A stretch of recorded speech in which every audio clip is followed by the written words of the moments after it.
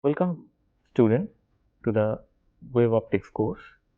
So today we have lecture number 21 and today we will going to study an important phenomena called Newton's ring. So let me start with the recap of what we had in the last class. So today we have lecture number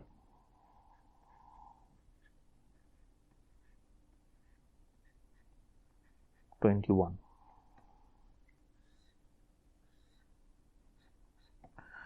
So before going to study the Newton's ring, let me remind the process that we developed in the last class. If we have a film and if light falls on this film, there are two surfaces. Suppose it is coming from, the ray is coming from air with a refractive index Na, and Nf is the refractive index of the film, and then we again have air. So the structure is light is falling like this, and then here it goes inside the film following the Snell's law, and then again reflected back, hits this surface and then come out like this. The reflected ray from the first surface is also reflected like this. This is the geometry that we have. This is the light ray geometry. But this ray 1 and ray 2, they can interfere and form a bright or a dark region because of this mutual interaction or interference of this A ray 1 and 2. Now we quantify in the last class that if this thickness is T, this angle of refraction is theta T, and the refractive index is Nf, then the path difference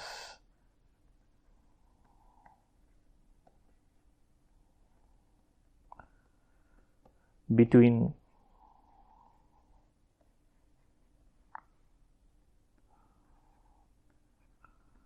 ray 1 and 2 is delta is equal to 2n ff then T and cos of theta T. That is the amount of the path difference that one can calculate, and we propose one of the calculations. There are many other ways one can find out the path difference, and the procedure we used is to directly calculate. Just draw, we have drawn a perpendicular.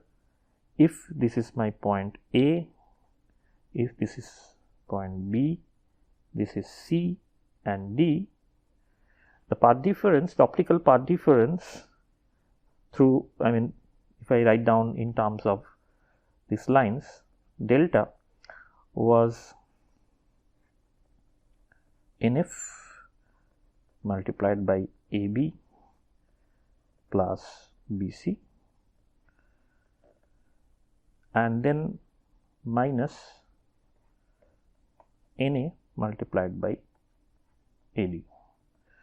So that is the amount of path difference we calculated, and after doing all the calculations we find that delta is simply 2 of Nf, then T, the thickness of this film, and cos theta T, where theta T is a refracted angle of this ray.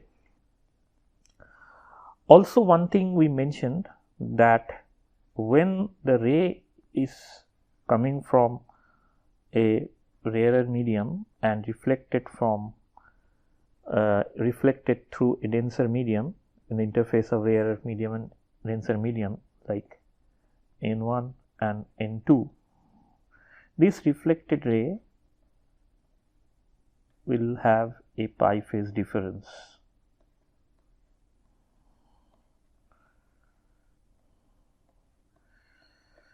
This reflected ray incur a pi phase difference because of the fact that N2 is greater than N1. So, during calculating the condition for maxima due to the interference of ray 1 and 2 or minima, you should take account also this pi phase difference, which leads to a path difference of lambda by 2. So, additional path difference lambda by 2 will be there, and that we need to include. So, we have done this in the last class. So, we are not going to go in detail. What we do today is based on whatever we have done in the last class, we will extend our treatment. Before going to this Newton's ring problem, we extend our treatment to find the interference between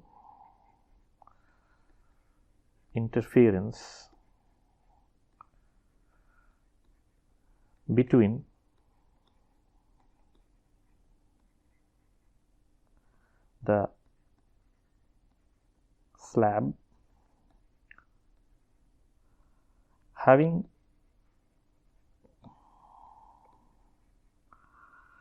a wedge angle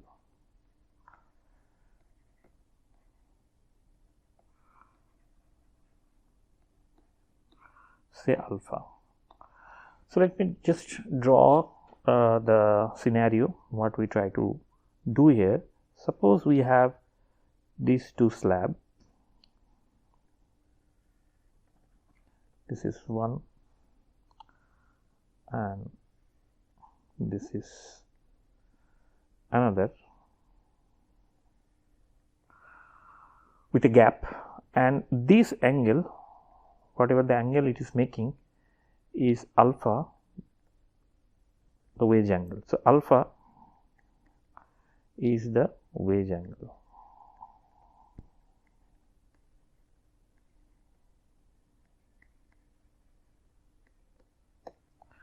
This is the wedge angle.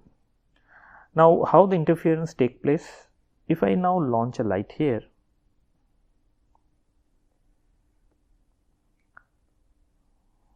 perpendicular to the surface, then one portion of the light will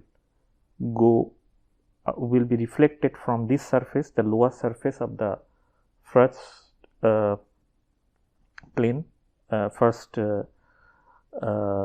slab, and another will be reflected from the top surface of the second slab. So, we will going to have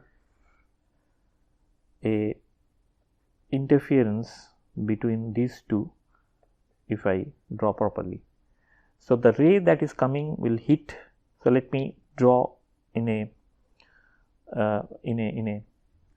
magnifying version, then things may be clear. So, the wedge is like this and another is like this. So, the ray that is falling here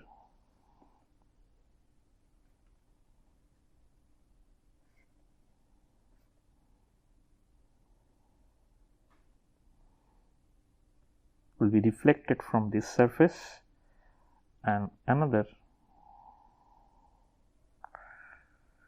will be reflected from this surface. Obviously, when the ray enter to this slab, there will be a difference in the path, but at the end of the day it come out and then goes here and reflect back. So, considering that this angle is small, we consider that there is no much deviation when the light ray is falling off this wedge. So, this is the magnifying version and try to show that from where the light. So, the first light is reflected from this surface and the second light is reflected from this surface. In the first case, it is the lower surface. In the second case, it is the upper surface of this wedge. Now, this difference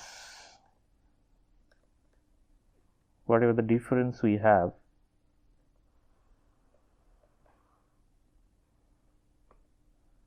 is essentially the path difference. Now, if n is a refractive index between the two slabs, usually it is air. So, if it is air, then n value is 1, but it is in general n, because you can put some oil here also to find what is the how the interference pattern change. So, it can be anything.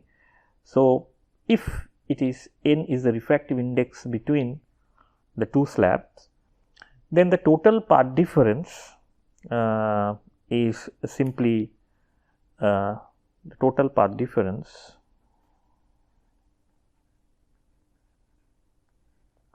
this is ray 1 and this is ray 2.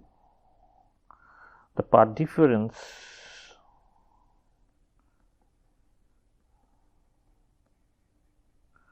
between ray 1 and 2 is simply delta equal to 2 n d. That is the path difference. Now, you can see that in this case, the reflection is happening from rarer medium to the denser medium. So, there will be a pi phase. However, here it is not happening like that. From this is the denser medium, considering that what in between the two slabs, the medium, the refractive index, whatever the refractive index we have. So, suppose I put refractive index Ng here and Ng here. The refractive index, suppose we put some two glass slabs, then N, which is the refractive index of the air, is less than Ng. So, for the ray 2, the reflection that is taking place from this surface is having a pi phase shift. So, the total phase shift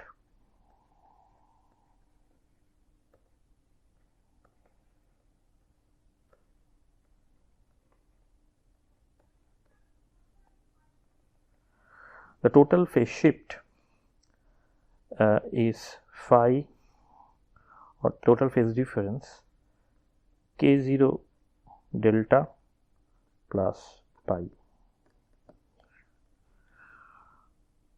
So, that is the expression we have.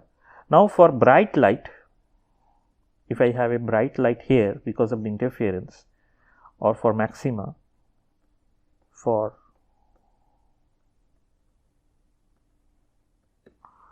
this value, by the way, is simply 2 n d k naught plus pi, where k naught is the propagation constant of the free space. So, this is 2 pi divided by lambda. So, for bright lines or maxima,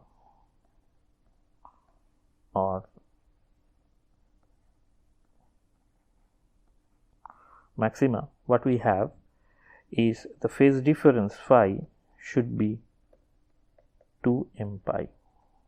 So, from this expression we can write that 2 pi divided by lambda into 2 n d, that is equal to 2 m minus 1 pi, because this pi I can put other side, and from here we can write that d is equal to 2 m minus 1 then lambda divided by 2 n. This d is a path difference. So, this is the difference d. So, we can have this d value. Why I put this in terms of d, I would like to explain here. By the way, the value of the m here is from 1 2, 3, etc. So let me understand. Let me find out that this is the wage we had. So I am just drawing the surface here, lower surface and upper surface. This value was alpha, and that the light is falling here and reflected from here. So the D value is this from here to here. This is my D value. So if this is my origin and this point, suppose this is the x direction, and this point for maxima, let us consider this is the xm, then D will be simply alpha xm for mth maxima.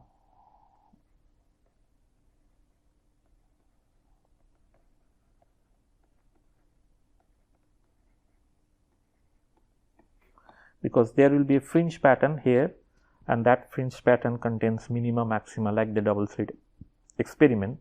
So from the point O to xm, so when we have the dark bright, like the dark bright fringe pattern, let me draw it quickly.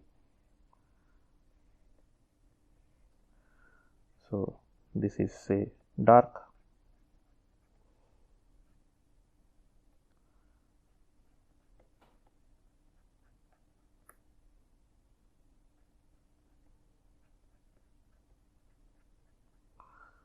suppose this is the way the fringes are forming, and this is my x-axis. So for any bright say mth order bright fringe, this is my xm value. So D is equal to alpha xm. So I can write that D, which is equal to alpha of xm,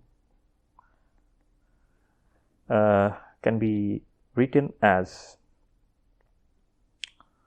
2m for bright fringes. It is 2m minus 1 into lambda by 4n that we derived in the this case. So this 2 we just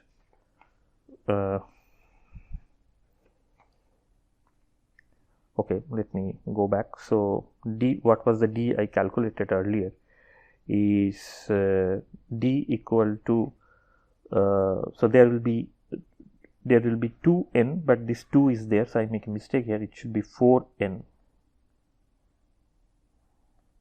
2n multiplied by 2, because we have 2 terms sitting here. So I make a mistake here. So it should be 2m minus 1 lambda multiplied by lambda by 4n. So from here the thing is, I can find out my xm, that is the location of the mth maxima in terms of the wedge angle, 2m minus 1 divided by alpha lambda divided by 4n. Now x m plus 1, the next one will be simply 2 of m plus 1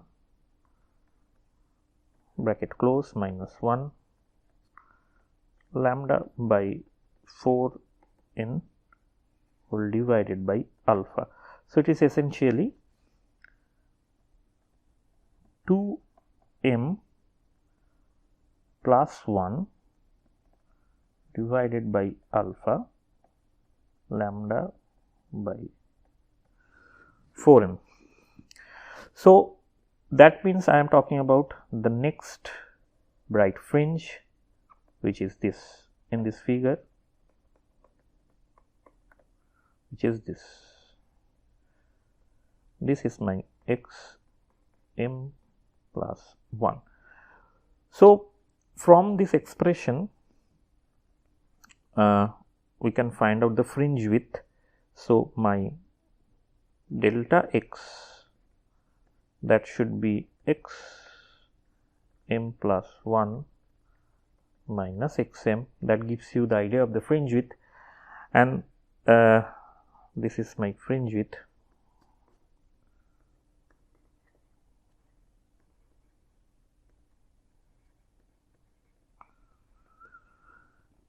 The separation between the two maxima, that value is essentially a constant.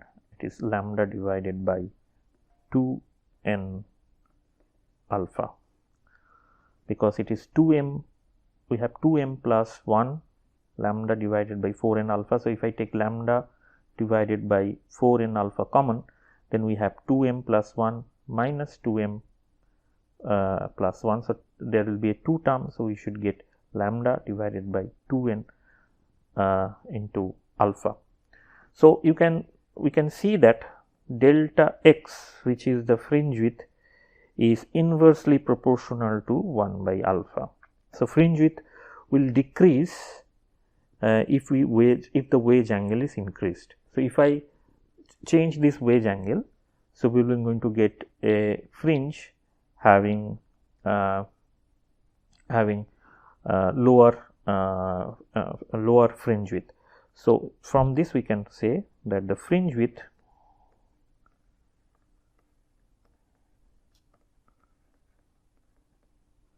will decrease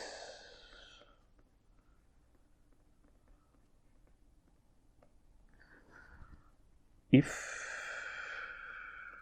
wedge angle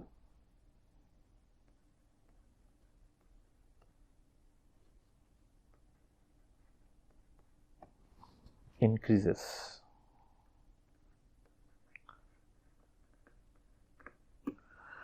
So, that is interesting phenomena, because if this wedge angle, by just modulating the wedge angle, we can construct the fringe width as per our liking. So, once we understand this procedure, the next step, the immediate next step is to understand a very interesting phenomena, and that is called the Newton spring. That is a very interesting experiment, and we will going to explain that.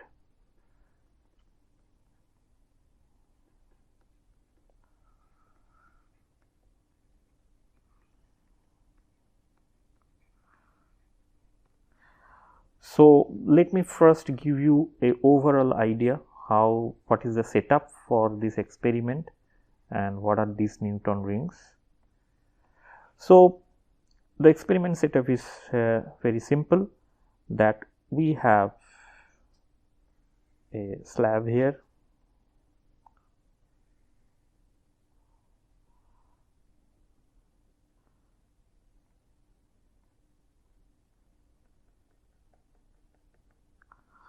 and then over this slab we have a lens like structure like this. Okay. So,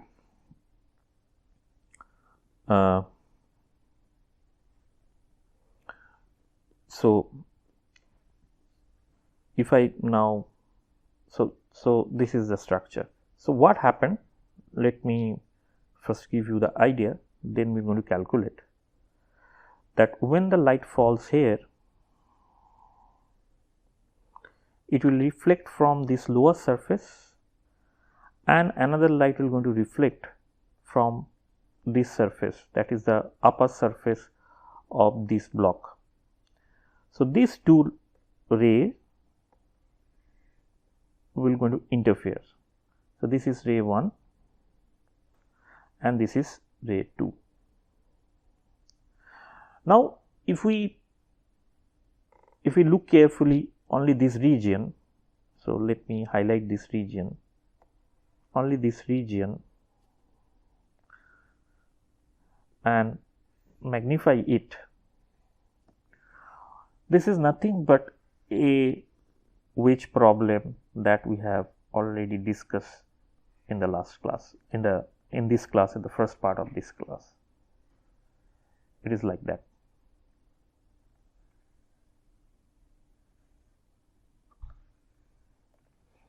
So, this angle, you may remember, that was alpha, the wedge angle, and light was falling here in this point and reflect back, and another light was falling at this point and reflect back, and this 1 and 2 light will going to interfere. So, this is exactly the same structure we have. So, the important thing is the path difference, and the path difference one can calculate by the same way. Suppose this length is t, and for mth order maxima, for example, or minima, I write a m. Now, if I see the outcome, we can see that for different planes from different points, this Tm is going to change. If n, whatever the n I put here is constant, normally it is air, then when this T is changed here, the path difference is going to change. So, what happened that for this case, we will going to see a ring like structure. In one case, it is a bright ring and dark ring, bright ring and dark ring, concentric ring like structure one can find. So, I will draw, before ending the class, I will draw that how the experimental setup will look like and what kind of structure one can expect. So, suppose we have a source here, this is the extended source, and we have a beam splitter here to see in which direction light is going, to just split the light, and then we have the Newtonian structure like this.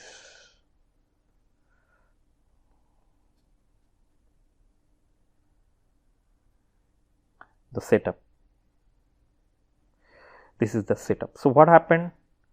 The light will fall here. So, okay. So, this is not the light source. So, we make a light source in a different plane. So, you can have a system, and here is the light source. So, the light will come from this source like this. This is a lens which make this light parallel, and this parallel light will fall here.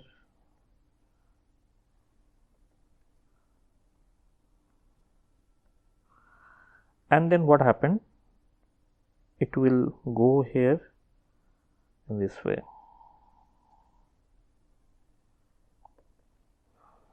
And it hits the boundary and the boundary and go back. So, when it go back, the light that is coming here and the light that is going back, they will interfere.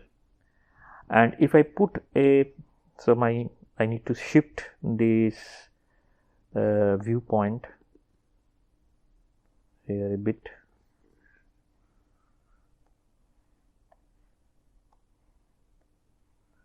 So, suppose I have a larger viewpoint.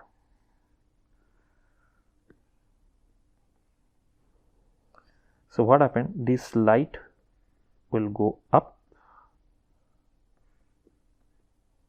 like this, and one can see the entire pattern. So, what they see? They see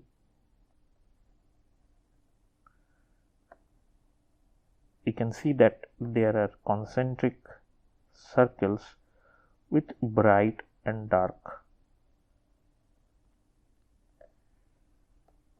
I am just trying to draw to show you a ring like structure will form. bright, consecutive, bright, dark, etc. And it will form because of the structure that I had. In the central part, we have dark or bright depending on the condition, and then gradually based on the phase matching, we will going to get different kind of bright or dark structure. This is called Newton's ring.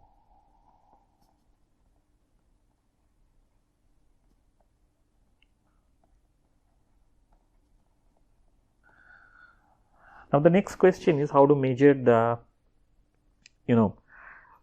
these radius of this kind of ring, and what happened if we change the structure, what happened on the rings, and if I put some kind of liquid here instead of water, can I measure the refractive index of this liquid? All these are very pertinent questions, and we can play with this structure and we can apply this to find out the refractive index of different liquid. We will see that, or find out the wavelength as well. Suppose the unknown wavelength is falling here. By using this geometry, we can find out the unknown wavelength of the source. So, with this note, today I don't have much time. I like to conclude here. So, what we do in the next class, that we will extend this concept of Newton ring and do the mathematical calculation behind that, and find that what is the condition for generating these bright and dark rings in the screen. So, thank you very much for attention. See you in the next class.